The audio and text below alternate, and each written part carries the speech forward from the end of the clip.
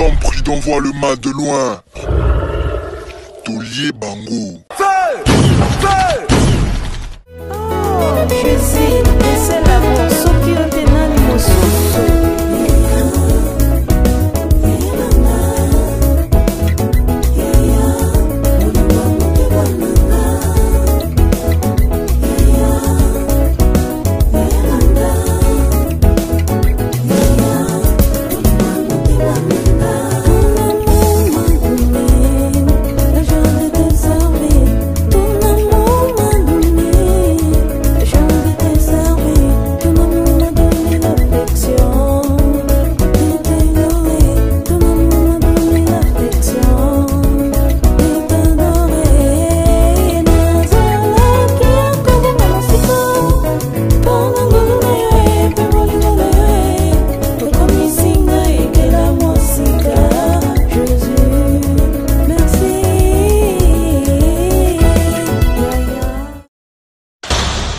L'homme prudent voit le mal de loin.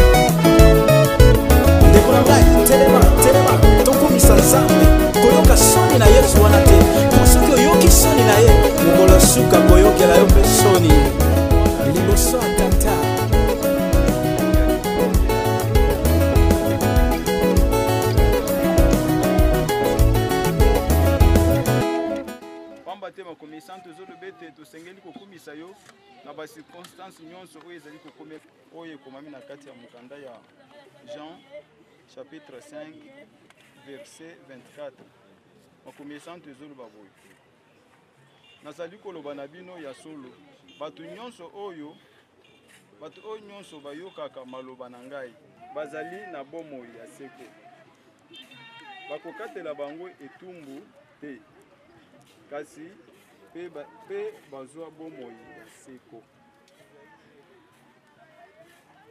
ka lingomba mpona kotondela bino to koswete bino condoléance oyo wapi ezosala na bango kotika makambo na bango ezala baninga na ye ezala baninga ya quartier to ya mosika kotika ete nzambe ya lola apambola bino nzambe oyo azali kotikala nyonso na kati ya bomoi na biso abomba biso asa loboko na ye tozondima ete lelo ezali mpasi ya kobungisa moko kati na biso ya mai libatisa ya mai oyo ezopesa ye nzela ya koyeba nde kolongwa na kati ya masumu ya ebandeli oyo bakoko na biso basalaki atikalaki mpe na kati ya lisanga mpona koyoka liloba ya nzambe mpe azwaki nzela ya koyeba nde kosangana na baninga mpona kolia nde na kati ya kopo moko kolia nzoto mpe komela makotikala mokonzi na biso mami lelo na etenda nzoto tozomona ete mais du moins tozotikala convaincu mpona koloba ete azwaki nzela tobondela. En présent, je restitue les corps corruptibles à la terre par ces paroles. Que la terre retourne à la terre, à la cendre. Quant à l'âme et l'esprit, je les recommande à l'amour du Seigneur Jésus-Christ. Il les regardera en vie de la résurrection et à la vie éternelle, maintenant et à jamais. Amen.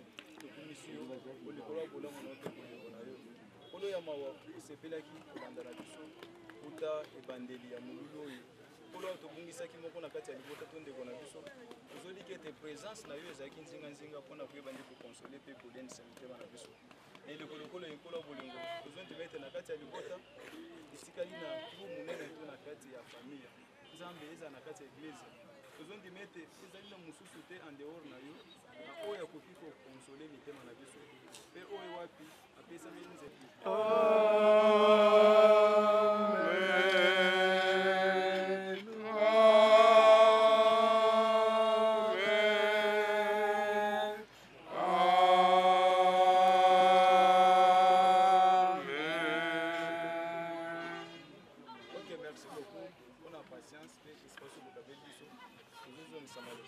nzambe koleka ndeko Christine azali jeune fille déjà jeune maman et atambolaki vraiment na kolinga nzambe pe na kobanga nzambe o bibele na bato bamonaka lere ekomi likambo ya liwa oyo ayebi objectif nango ka nzambe.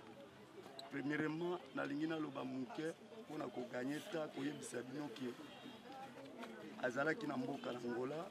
C'est une femme d'affaires, balé ko travailler ci par là, na Angola balé ko sala business nae ko kende. Mboka ya mokili ya poto na kati ya Brésil kozonga kapé. Alors il est arrivé que na kati ya Angola na Luanda abeli. L'air abeli a comme na Kinshasa azui soin à rétablir. Azongi pe nzoto bandi kozonga elongo ya ba prière basali pe batikaki te bandi ko continuer toujours pour accompagner biso na prière zote zongi vraiment que oui moto abelaki a rétablir et ko arriver na poko moto alali croyant que alali or que ko bela nyonso lisusu esali récite moto ali ko koma na boku parti à 21 moto kati photo comme moto ko hôpital et simaki ne to ko arriver que moto alors na ko remercier lisusu na bande ko nyonso na famille okimaka nyonso ba nyonso bayebaki accompagner biso bande bandi ya cérémonie ti lelo na ye ko remercier lisusu koleka mingi bande ko ya neo eloko na kopesa bino ezate alobaka ke bosima nzambe wa parce que azanzambe moko alakisi bolingo pa na ngai. Premièrement naza na église na sambela na neo te mais oyo na moni neo basali lelo avec nga c'est que véritable évangélisation yango yo pona ngai vraiment na remercier alors on a le que nous avons vraiment à continuer pour la kisa monene. Alors na kotika la lisu ko continuer ko pesa ndeko merci belé attaque ngai lokola na kati ya mowe nazali ya liboso Napesi ndeko, merci vraiment, merci beaucoup. Nakati ya ONG ozo travailler, nakati na misala na yo, eza yo teme eza pla oyo nzambe asala komona bolingo munene pe na partage oyo yebi ko epole biso ye ko consoler biso banda ebandeli ti kolala libanda tokomi na suka c'est que oyebi ko contribuer na bien nyonso. En tout cas nalobi merci beaucoup. Nakoloba lisusu mingi te na remercier kaka famille nyonso. Nasengika na nzambe oyo asalaki likolo na se makambo ya liwa eza mabombami oyo ayebika ye moko soki moto na mokili soki nzambe oyo ayebika ye nyonso epa na ngai napesika epa na nzambe agarde biso etoleka na basheme mabe te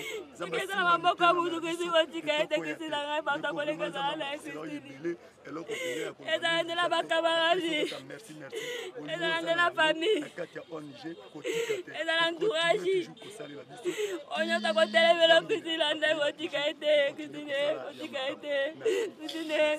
kotika ete ezala na epa otu kotika ete kusila kotika ete kusila ngala na Congolais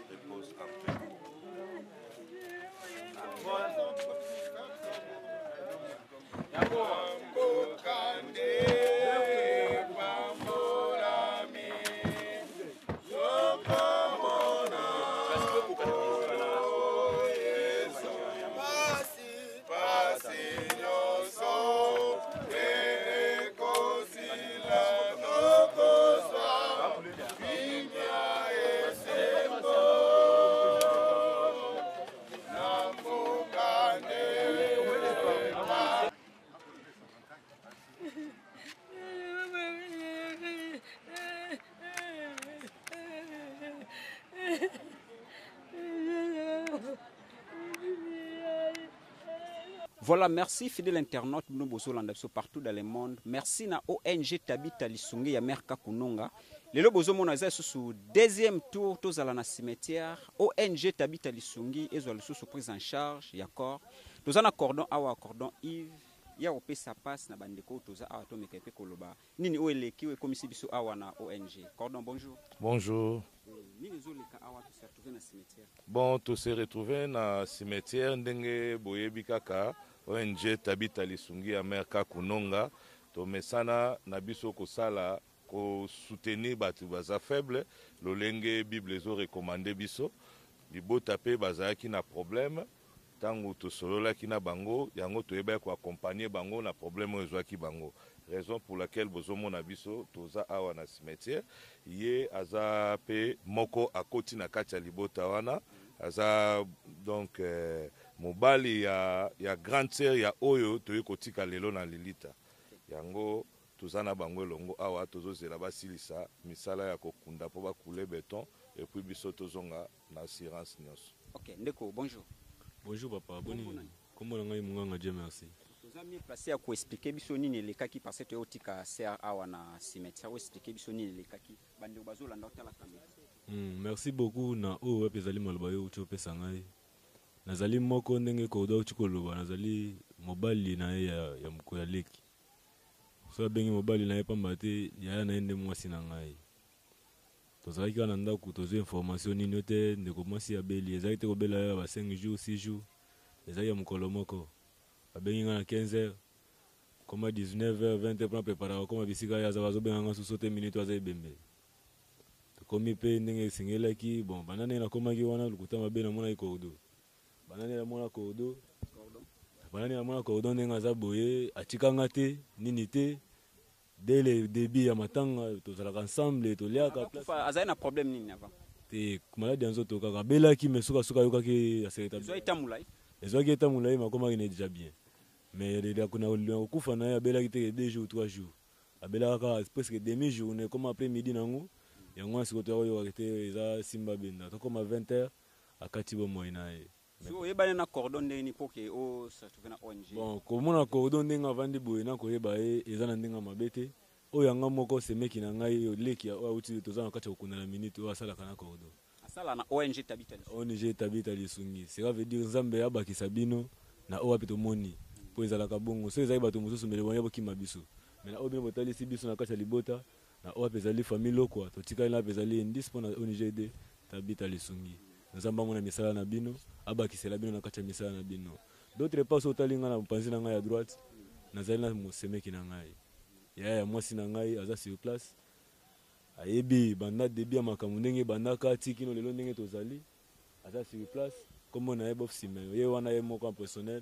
Voilà, ndeko mbote. Mbote papa, mbote papa. Komo nangai papa Simeo, évangéliste Simeo, évangéliste des valeurs de Berta, vraiment. Voilà. Na sepelmi, naza né ya famille Lokimaka, ya Mouwei Christine, naza ya na bango ya liboso vraiment. Nini lekaki ndeko abelaki na mboka ya Angola aye azui soin na Kinshasa a rétabli vraiment. Mais il est arrivé, nous autres vraiment zongi. Il est arrivé journée à lundi, on a sali fièvre, l'air a sali fièvre à partir à 20h, on a kati motema.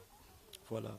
Robenganga, petit sœur a kati motema, ça m'a fait mal. Et ça lenga passe vraiment ma casse. Comment on a que mon toi belaki, tango belaki, on lui a kufa mais abiki, a sali misala, a comme tamol, a zongel ban faire na ayo kufa sibit. Alors ça la kinga passe. Comme on a eu Christine et Sola, Lokwa. Voilà. Nous avons tous ensemble. Tellement que nous avons remercié Soussou Ndeko, Cordo. En tout cas, Yves, en tout cas, merci. Comme on a dit, quoi. Na pesi ba merci belé na aide à salinga vraiment ou ya salinga belé bazi opportunité wana te. Bon, pour nanga na mona que ça grâce au Zambie atinaki cause na famille boye que non muto tiela mutema yete. Mais Nzama yebi komaneyo c'est pourquoi azu Congo ya Corbo na yeko comprendre le mot que les noms caractérisent l'homme. Cela veut dire quoi? Les rosana combo na nazana verset moko lo bagana kati ya Biblia. Nzamba za possible ya kotinda même Corbo ele isamu.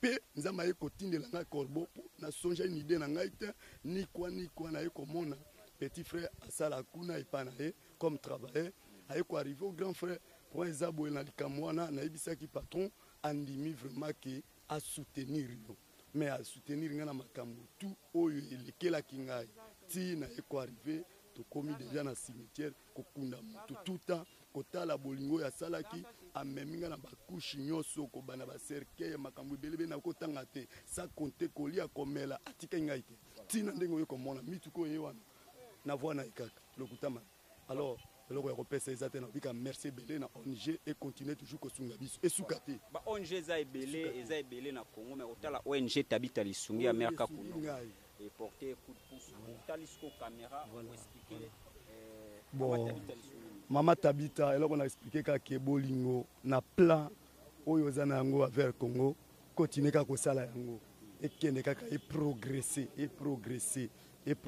vraiment et suka pona ngai te mais continuer pona bato ponga na bina Congo na biso likambo ya bien bandara l'air bandi au moins progresser de suki mais na ligne suka te pardon et continuer vraiment jusqu'à la fin merci.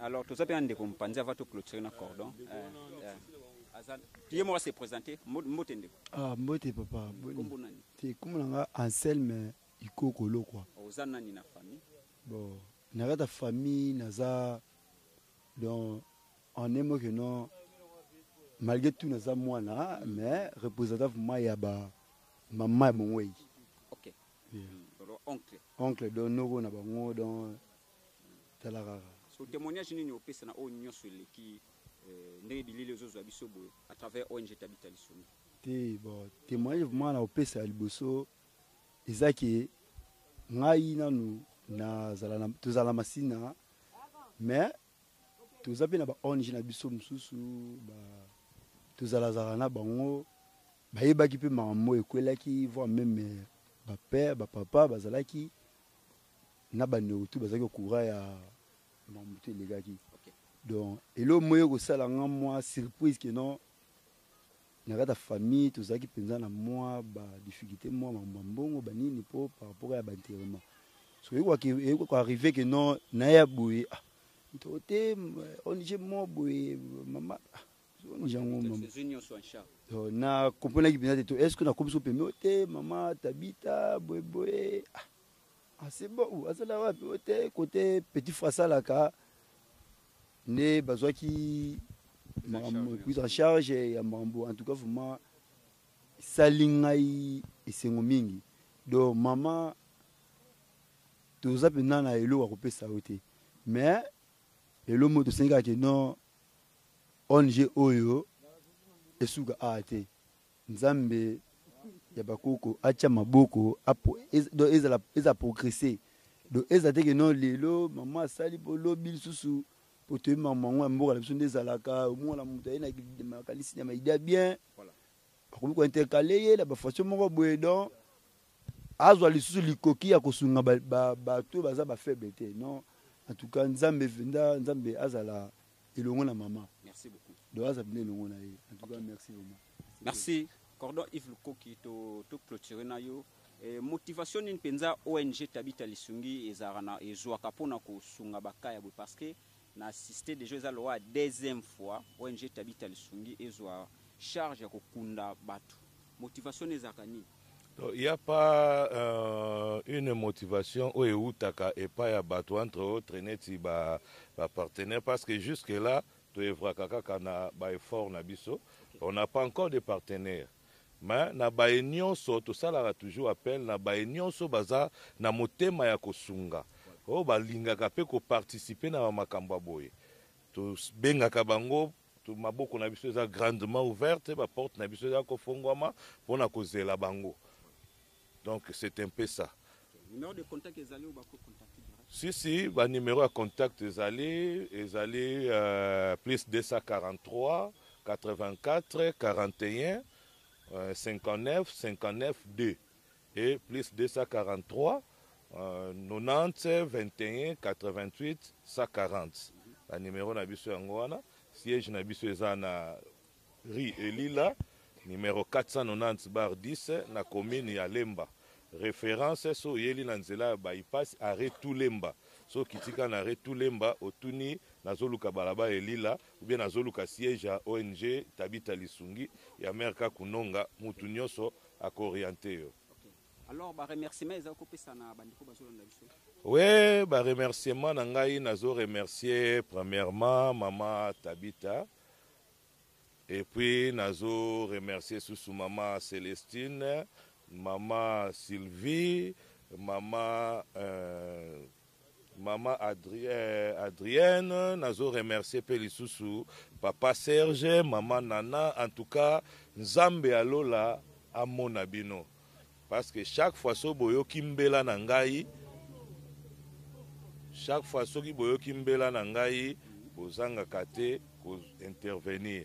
À chaque fois so ki boyo ki ke tozana problème, kozanga kate bolala kate. Bolata kayango engai yo nazana kini bino boza musika, tozalaka toujours ne toza esika moko. Donc topesi merci vraiment merci mingi nazomona batu nyonso o ba soutenir de loin de près en tout cas Nzambe alola amona bino misala na bino ekende toujours liboso oyo akoluka chambiska nzela na bino akuta na Nzambe parce que Nzambe azoloba oyo azolesa ba orphelin azolesa ndi Nzambe. Donc musala na biso objectif na biso ya ONG yango wana tolingaka kosunga kolesa ba orphelin bakaya boye tokutana na bandeko baza na pasi tosololi totali bon toye tosali to apporter bango main forte. En tout cas, bah merci vraiment ebele, bah merci ebele, bah merci ebele. Na bino nyonso, maman Yvonne, na bo sanité, na mwana opesa bango en tout cas bah merci ebele. Na pesi bino nyonso, bah merci bino ba to soutenir biso vraiment pour na to réussir kosilisa makambu oyo elongona libota lokwa. Merci beaucoup. Alors merci na bino sobo zolanda biso pe bolandi biso awa na Tolobe la vie et na ba différentes chaînes à YouTube.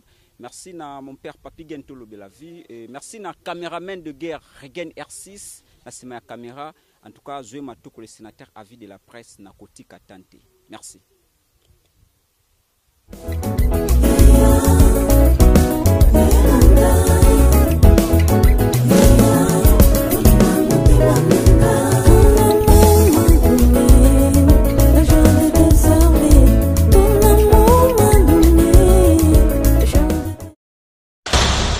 L'homme prudent voit le mal de loin.